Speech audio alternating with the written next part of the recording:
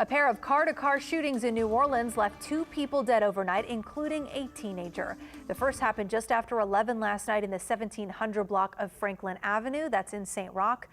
Police tell us they found a woman dead in her car. She had been shot multiple times. They believe she was driving toward the river when another car pulled up and someone inside opened fire. The second shooting happened around 1:30 this morning in Central City near the intersection of Thalia and South Robertson Streets. Officers tell us a 17-year-old was in his car with another person when a group pulled up beside them and started shooting. The other person in the car was not hurt. Police say the shooters got out of their car and ran off.